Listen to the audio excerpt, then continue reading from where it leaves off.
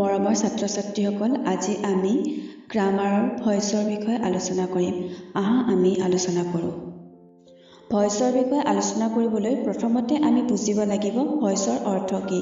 ভইচক আমি অসমীয়া ভাষাত বাচ্য বুলি কওঁ, অৰ্থাৎ ক্ৰিয়াৰ প্ৰকাশভংগিমাকে আমি ভইচ বা বাচ্য বুলি কওঁ। আমি আমাৰ মনৰ কথাখিনি আমি দুই ধৰণে প্ৰকাশ কৰিব পাৰোঁ। প্ৰথমে আমি নিজৰ ভাষাত আমি প্ৰকাশ কৰিব পাৰোঁ, নতুবা আমি সেই বাক্যটোৰ অৰ্থ সাল সলনি নঘটোৱাকৈ আমি অলপ বেলেগ ধৰণৰ বাক্যটো আমি প্ৰকাশ কৰিব পাৰোঁ। অৰ্থাৎ ক্ৰিয়াৰ প্ৰকাশভংগিত কৰ্তাই কামটো নিজে কৰিছেনে বা কৰ্তাৰ দ্বাৰা কোনো কাম সম্পন্ন কৰা হৈছে তাকে আমি ভইচ বা আমি বাচ্য বুলি কওঁ। এতিয়া আমি এটা উদাহৰণৰ সহায়ত বুজিবলৈ যত্ন কৰিম। এতিয়া আমি দুটা বাক্যৰ সহায়ত ভইচৰ বিষয়ে জানিবলৈ যত্ন কৰিম। প্ৰথম বাক্যটো লৈছোঁ the cat killed a rat. ইয়াত কোৱা হৈছে যে মেকুৰীটোৱে এটা এন্দুৰ মাৰিছিল। এই বাক্যটোত কেট হ'ল কৰ্তা আৰু ইয়াত কৰ্তাই সক্ৰিয় ভূমিকা গ্ৰহণ কৰিছে। আৰু দ্বিতীয় বাক্যটোত আমি কৈছোঁ যে a rat was killed by the cat. কোৱা হৈছে যে মেকুৰীটোৰ দ্বাৰা এটা এন্দুৰ মৰা হৈছিল। ইয়াত দ্য ৰেট অৰ্থাৎ যিটো কৰ্ম আছে, কৰ্মই মুখ্য ভূমিকা গ্ৰহণ কৰিছে। অৰ্থাৎ আমি একেটা বাক্যটোকে অৰ্থৰ সাল সলনি নঘটোৱাকৈ আমি দুই ধৰণে প্ৰকাশ কৰিব পাৰোঁ। প্ৰথমতে আমি কৈছোঁ যে মেকুৰীটোৱে এটা এন্দুৰ মাৰিছিল আৰু দ্বিতীয় বাক্যটোত কোৱা হৈছে যে মেকুৰীটোৰ দ্বাৰা এটা এন্দুৰ মৰা হ'ল। অৰ্থাৎ আমি কি ক'ব পাৰোঁ যে voice shows the form of a verb indicating whether the subject is doing the action or receiving the action is called voice. There are two types of voice, অৰ্থাৎ বাচ্য দুই প্ৰকাৰৰ, এক্টিভ ভইচ আৰু দ্বিতীয়টো হৈছে পেছিভ ভইচ। প্ৰথমতে আমি active ভইচৰ বিষয়ে বুজিবলৈ যত্ন কৰিম। এতিয়া আমি এটা উদাহৰণৰ সহায়ত এক্টিভ ভইচৰ বিষয়ে বুজিবলৈ যত্ন কৰিম। আমি এটা বাক্য লৈছোঁ দ্য চাইল্ড প্লেজ ডলছ। শিশুৱে পুতলাবোৰৰ লগত খেলে। এই বাক্যটোত ছাবজেক্ট অৰ্থাৎ কৰ্তা হ'ল চাইল্ড, অৰ্থাৎ কোনে খেলে, শিশুৱে খেলে, গতিকে শিশুটো হ'ল ছাবজেক্ট। আৰু শিশুবোৰে কি খেলে বুলি কোৱাৰ লগে লগে অবজেক্টত আহি পৰিলে ডলছ, অৰ্থাৎ কি খেলে, পুতলাবোৰৰ লগত খেলে। এতিয়া যিবিলাক বাক্যত কৰ্তাই মুখ্য ভূমিকা গ্ৰহণ কৰি কাৰ্য সম্পাদন কৰে তেনেধৰণৰ বাক্যবোৰকে আমি এক্টিভ ভইচ বুলি কওঁ। অৰ্থাৎ the sentences in which subject plays the main role and performing the action of the verb are called active voice.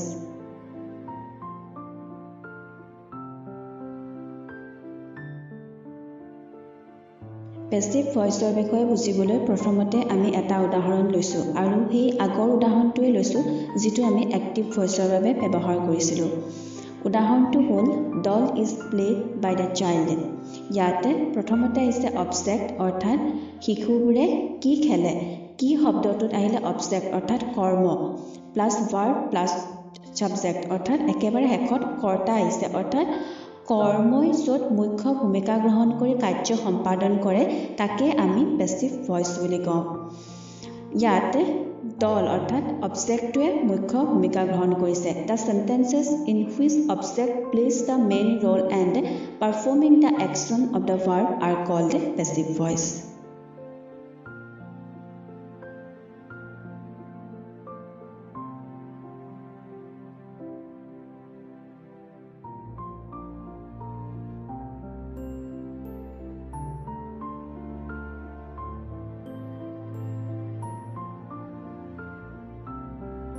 এতিয়া আমি আলোচনা কৰিম rules for changing the active voice into passive voice. আমি ইতিমধ্যে active voice আৰু passive ভইচৰ বিষয়ে বুজিলোঁ। এতিয়া আমি জানিবলৈ যত্ন কৰিম এক্টিভ ভইচক পেছিভ ভইচলৈ পৰিৱৰ্তন কৰাৰ নিয়মসমূহ। তাৰ কাৰণে প্ৰথমতে আমি এটা উদাহৰণ লৈছোঁ। উদাহৰণটোত এক্টিভ ভইচত কোৱা হৈছে যে চিলড্ৰেন লাইক চুইটছ আৰু পেছিভ ভইচত কোৱা হৈছে যে চুইটছ আৰ লাইকড বাই চিলড্ৰেন। এতিয়া ইয়াত আমি দেখিবলৈ পাইছোঁ যে এক্টিভ ভইচৰ যিটো চুইটছ যিটো অবজেক্ট হয় সেই অবজেক্টটো যেতিয়া আমি পেছিভ ভইচলৈ কনভাৰ্ট কৰিছোঁ, যেতিয়া পেছিভ ভইচলৈ পৰিৱৰ্তন কৰিছোঁ তেতিয়া সেই চুইট এক্টিভ ভইচৰ অবজেক্ট হিচাপে থকা চুইটছ শব্দটো পেছিভ ভইচৰ ছাবজেক্টলৈ পৰিৱৰ্তন হৈছে। আৰু দ্বিতীয়তে Active voice যেটো subject হিচাপে children শব্দটো আছে এই children শব্দটো passive voice objectলৈ কনভাৰ্ট হৈছে অৰ্থাৎ passive voice আমি সেই শব্দটো আমি object হিচাপে ব্যৱহাৰ কৰিছো sweets are liked by the children আৰু active voice passive voice লৈ পৰিৱৰ্তন কৰাৰ সময়ত আমি objectটোৰ আগত আমি by preposition টো ব্যৱহাৰ কৰো অৰ্থাৎ প্ৰথমতে আমি গম পালো যে the object switch in the active voice become the subject in the passive voice 1b the subject children in the active voice becomes the object in the passive voice generally preceded by the preposition by যেতিয়া আমি active voice to passive voice লৈ পৰিৱৰ্তন কৰিম তেতিয়া আমি সদায় এটা কথা মনত ৰাখিব লাগিব যে active voice ৰ যেটো transitive verb থাকে সেই transitive verb টো passive voice লৈ পৰিৱৰ্তন কৰোতে সদায় আমি past participle formত ব্যৱহাৰ কৰিম আৰু দ্বিতীয়তে passive voice ৰ যেটো আমি be verb ব্যৱহাৰ কৰিম সেই verb টো active voice ৰ বিষয় কাল বচন পুৰুষৰ ওপৰত নিৰ্ভৰ কৰিহে পৰিৱৰ্তন হ'ব আৰু সেই কাৰণে আমি প্ৰথমতে যেটো উদাহৰণ লৈছিলো যে active voice আছিলে children like sweets এই বাক্যটো যেতিয়া আমি passive voice লৈ পৰিৱৰ্তন কৰিলো তেতিয়া এনেকুৱা ধৰণৰ হৈছিল sweets are liked by children এতিয়া এই like যেটো transitive verb আছিলে active voice হেতু passive voice লৈ পৰিৱৰ্তন কৰোতে are liked হল কিয়নো are শব্দটো কিয় আহিলে কাৰণ children বুলি কোৱাৰ লগে লগে হেতু বহু বচনত আহিলে child হলে শিশু হ'ব আৰু শিশুটো হৈছে একবচন অৰ্থাৎ সিঙ্গুলাৰ নাম্বাৰ আৰু children টো হৈছে প্লুৰাল নাম্বাৰ অৰ্থাৎ শিশুবোৰ বুলি কোৱাৰ লগে লগে আমি যেতিয়া passive voice লৈ কনভাৰ্ট কৰিম তেতিয়া যেটো be verb ৰ যেটো প্লুৰাল ফৰ্ম আমি are ব্যৱহাৰ কৰিলো আৰু liked এই কাৰণে হ'ল কাৰণ like ৰ past participle ফৰ্মটো হ'ল liked Now we know that in passive voice the transitive verb of active voice is in past participle form. In passive voice the form of be verb is used according to the subject, tense, number and person of active voice. That's why the transitive verb of active voice like is are liked in passive voice.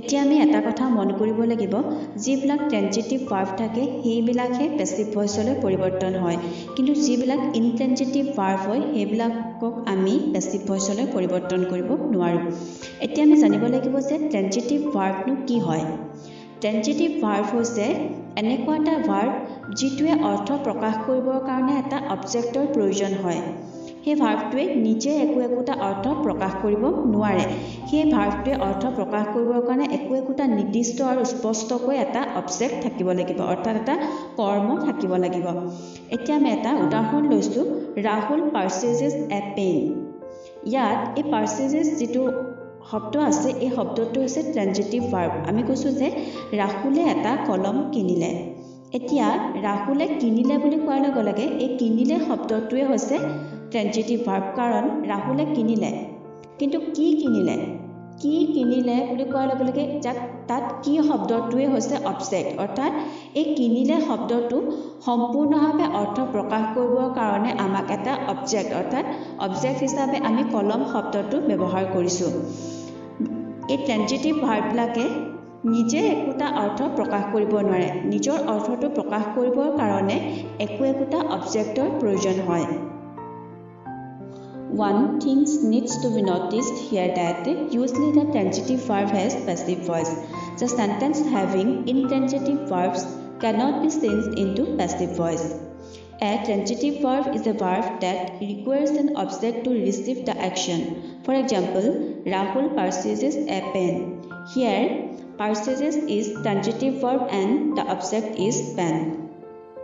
A sentence must have a clear and known object in order to convert it into passive voice.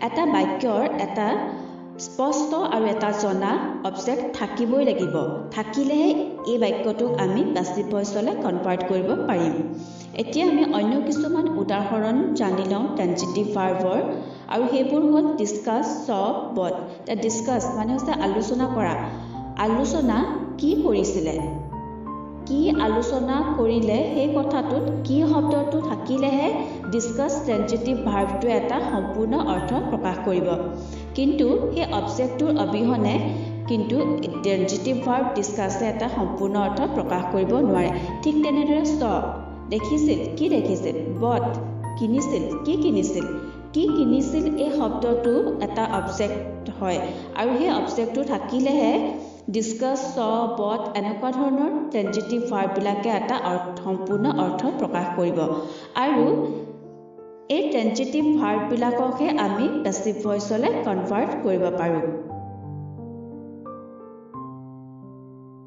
Intransitive verb. A intransitive verb is a verb which don't requires an object to receive an action. For example, the dog barks. Here, bark is intransitive verb because in this sentence the verb means the sentence completely and clearly. They don't need any object to express the meaning. অর্থাৎ আমি কি গম পাইছো যে intransitive verbৰ ক্ষেত্ৰত কোনো এটা শব্দ অৰ্থ প্ৰকাশ কৰিবৰ কাৰণে কোনো এটা অবজেক্টৰ প্ৰয়োজন নহয় নিজে সেই ভাৰ্বটোৱে এটা সম্পূৰ্ণ অৰ্থ প্ৰকাশ কৰিব পাৰে উদাহৰণস্বৰূপে আমি বাক্যটো লৈছো যে দা ডগ বাৰ্কস কুকুৰবোৰে ভুকে ইয়াত ভুকে শব্দটো হৈছে ইনট্ৰেনজিটিভ ভাৰ্ব অৰ্থাৎ ভুকেটোৱে নিজে একোটা সম্পূৰ্ণ অৰ্থ প্ৰকাশ কৰিছে আৰু এই অৰ্থটো প্ৰকাশ কৰিবৰ কাৰণে আমি বেলেগ কোনো ধৰণৰ অবজেক্টৰ ব্যৱহাৰ কৰা নাই if a sentence has no object it cannot be changed into passive voice আৰু যিবিলাক বাক্যৰ কোনো অবজেক্ট নাথাকে অৰ্থাৎ যিবোৰ ইনট্ৰেনজিটিভ ভাৰ্ব থকা বাক্য থাকে সেই বাক্যবিলাকক আমি কেতিয়াও পেসিভ ভয়েসলে আমি পৰিৱৰ্তন কৰিব নোৱাৰো আৰু অন্য কিছুমান আমি উদাহৰণ লওঁ ইনট্ৰেনজিটিভ ভাৰ্বৰ উদাহৰণস্বৰূপে ধৰক ক্ৰাই লাফ টক কন্দা হহা কথা পতা এনেকুৱা ধৰণৰ ইনট্ৰেনজিটিভ ভাৰ্ববিলাকে নিজে একোটা অৰ্থ প্ৰকাশ কৰিছে এই অৰ্থবোৰ প্ৰকাশ কৰিবৰ কাৰণে তেনেকুৱা ধৰণৰ ভাৰ্বক কোনো অবজেক্টৰ প্ৰয়োজন হোৱা নাই গতিকে এনেকুৱা ধৰণৰ ইনট্ৰেনজিটিভ ভাৰ্ব থকা যিবোৰ বাক্য থাকে সেই বাক্যবিলাকক আমি কেতিয়াও পেসিভ ভয়েসলে কনভাৰ্ট কৰিব নোৱাৰো এতিয়া আমি কাল অনুসাৰে এক্টিভ ভয়েস আৰু পেসিভ ভয়েসৰ ফৰ্মটো কেনেকুৱা হ'ব তাক আমি জানিবলৈ যত্ন কৰিম in present simple do does passive forms is am are plus done present continuous am is are being doing present continuous হলে মানে আমি বিং শব্দটো ইয়াত ব্যৱহাৰ কৰিম ইয়াক আমি পেসিভ ফৰ্মলৈ কনভাৰ্ট কৰোতে am is are being plus done done কিয় হৈছে কাৰণ আমি জানো যে এক্টিভ ভয়েসৰ যেটো ট্ৰেনজিটিভ ভাৰ্ব থাকে সেই ভাৰ্বটো পেসিভলৈ কনভাৰ্ট কৰিলে আমি পাষ্ট পাৰ্টিসিপল ফৰ্মত ব্যৱহাৰ কৰিম present perfect has have done perfect টেন্সত যেহেতু পাষ্ট পাৰ্টিসিপল ফৰ্মই ব্যৱহাৰ হয় গতিকে আমি এক্টিভ ভয়েসতো আমি ইয়াক পাষ্ট পাৰ্টিসিপল ফৰ্মতে ব্যৱহাৰ কৰিম আৰু পেসিভ ভয়েসলৈ কনভাৰ্ট কৰোতে হ'ব হ্যাজ হ্যাভ বিন ডান ইয়াত যেটো পাৰফেক্ট টেন্স থাকিব প্ৰেজেন্ট টেন্সৰ তাত আমি বিন শব্দটো ব্যৱহাৰ কৰিম যেতিয়া আমি ইয়াক পেসিভ ফৰ্মলৈ আমি কনভাৰ্ট কৰিম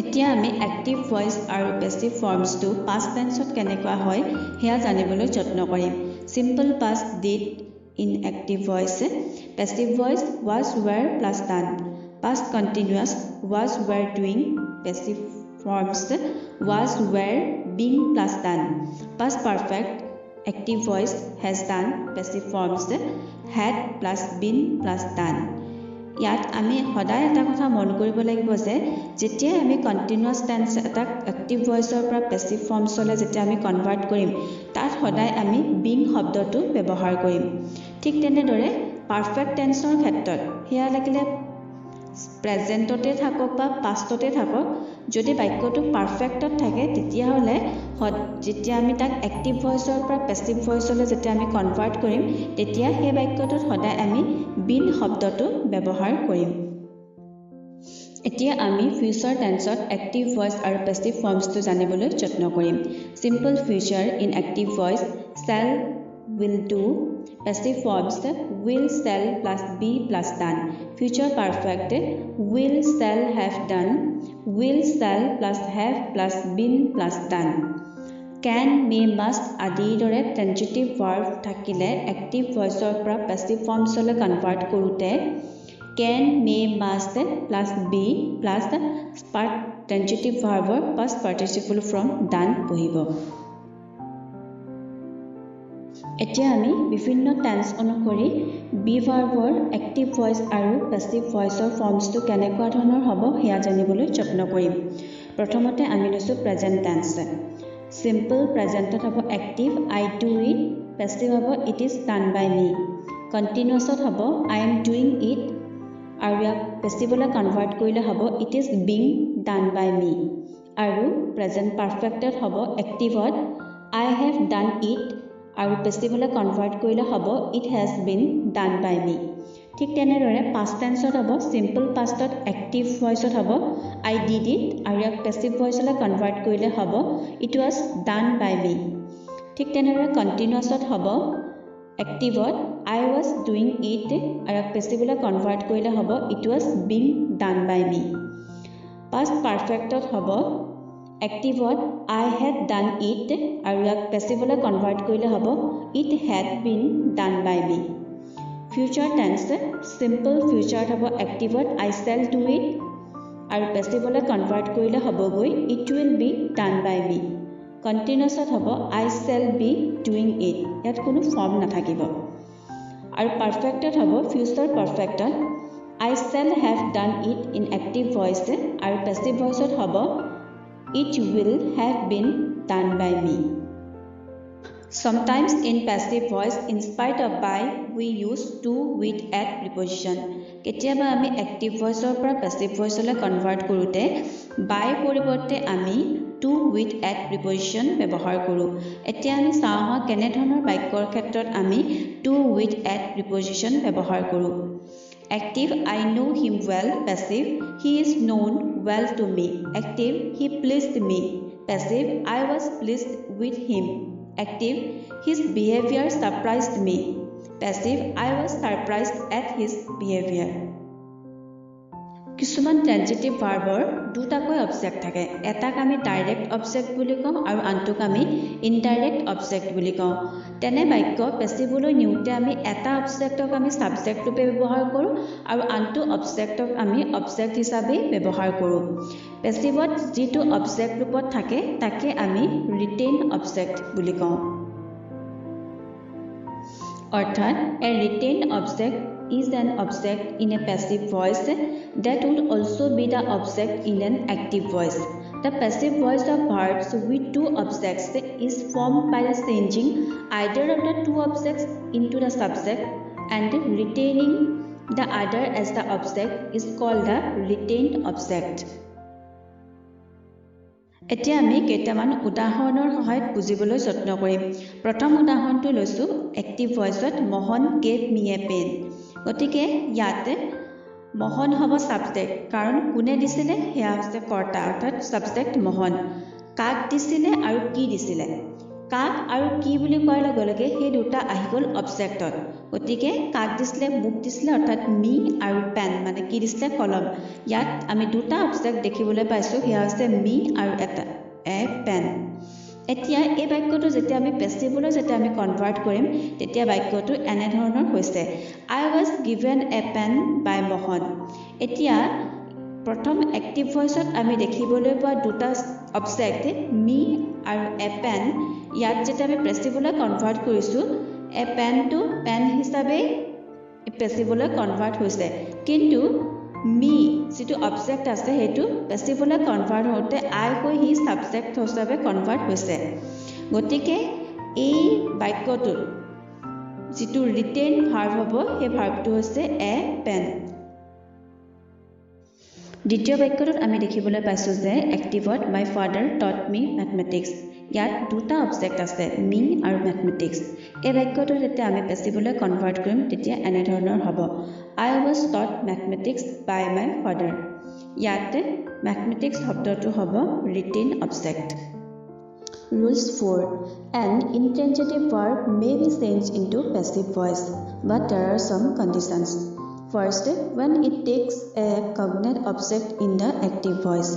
কেতিয়াবা আমি intransitive verb থকা active voiceৰ বাক্যবিলাকক আমি passive voiceলৈ পৰিৱৰ্তন কৰিব পাৰোঁ, কিন্তু সেই active voiceত থকা intransitive verbৰ পিছত এটা cognate object থাকিব লাগিব।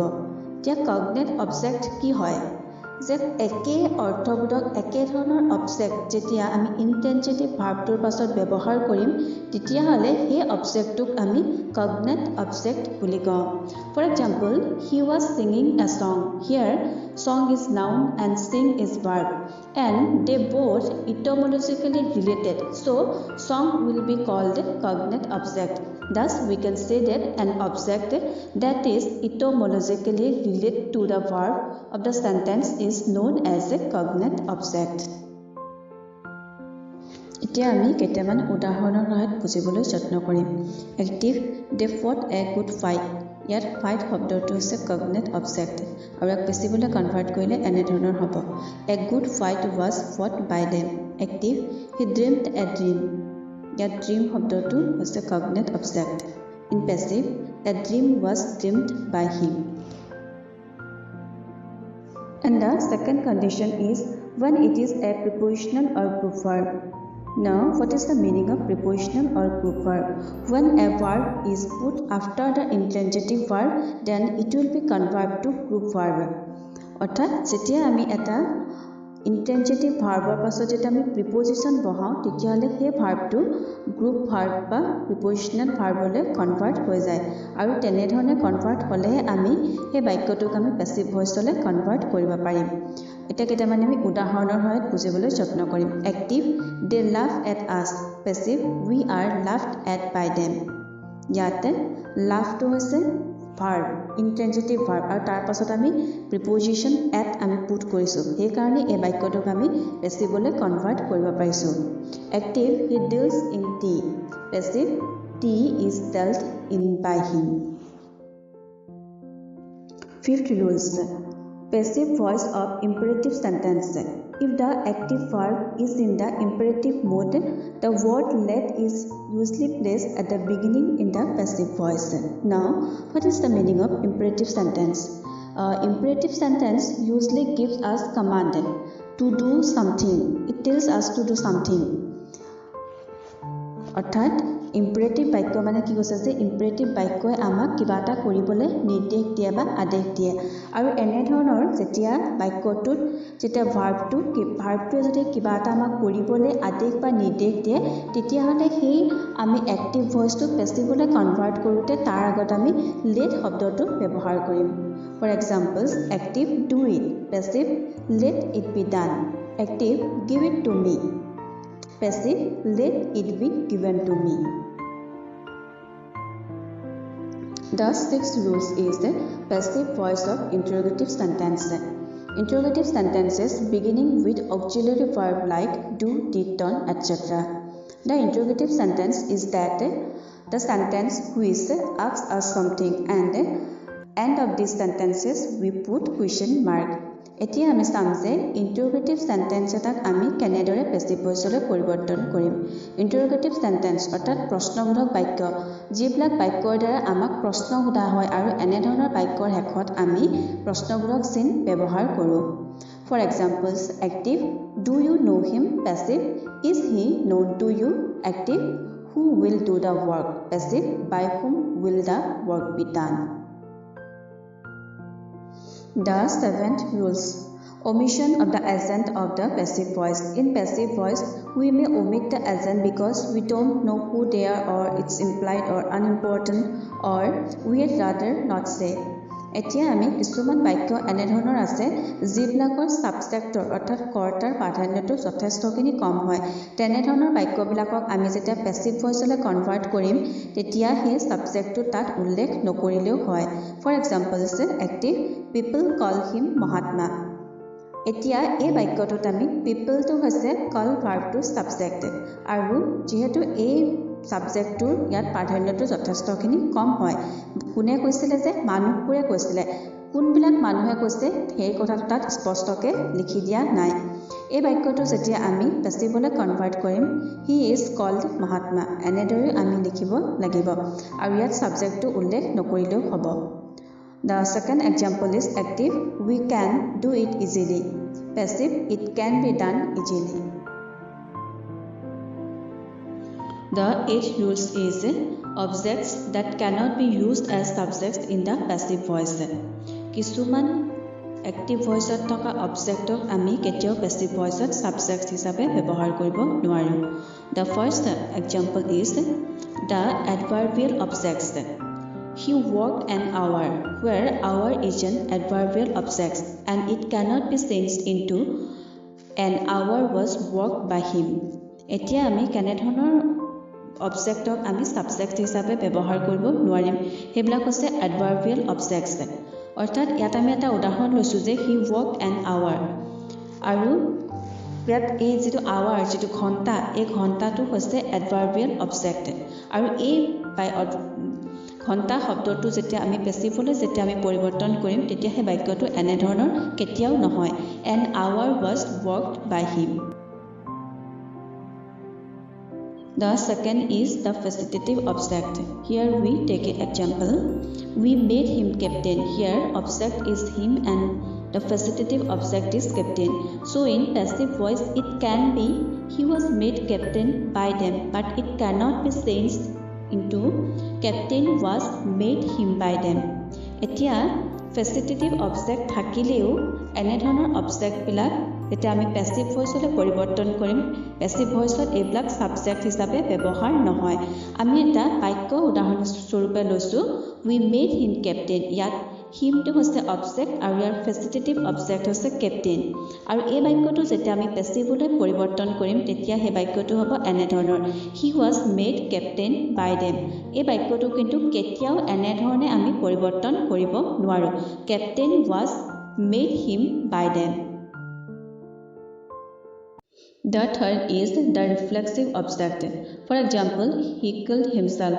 So in passive voice, it cannot be changed into himself was killed by him. The passive form would be he was killed by himself.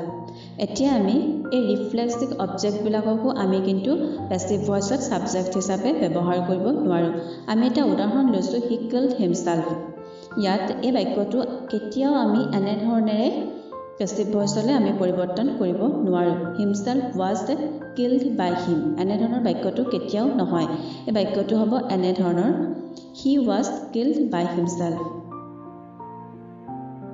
The fourth is that double passive should be avoided because they are liable to give a wrong meaning. For example, the correct in active form, the magistrate ordered the thief to be punished, and the incorrect or in passive form, the thief was ordered by the magistrate to be punished.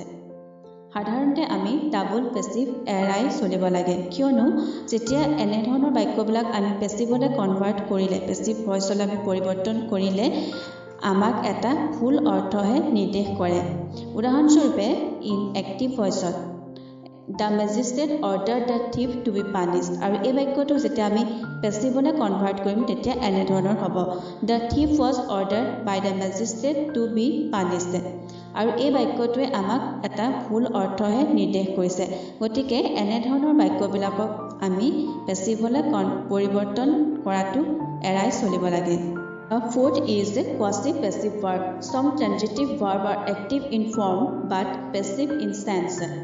They are called a quasi-passive verb. কিছুমান transitive verb দেখাত active voiceত থাকে কিন্তু ইহঁতে passive voiceৰে অৰ্থ প্ৰকাশ কৰে। এনে ধৰণৰ verb বিলাকক আমি quasi-passive verb বুলি কওঁ। উদাহৰণস্বৰূপে for examples এনে ধৰণৰ নিয়মসমূহ আমি বুজি ললে অতি সহজে আমি এক্টিভ ভয়েসৰ পৰা প্যাসিভ ভয়েসলৈ বাক্যসমূহ পৰিৱৰ্তন কৰিব পাৰিম এতিয়া আমি কিছুমান গুৰুত্বপূৰ্ণ উদাহৰণ আমি লৈ লওঁ আহা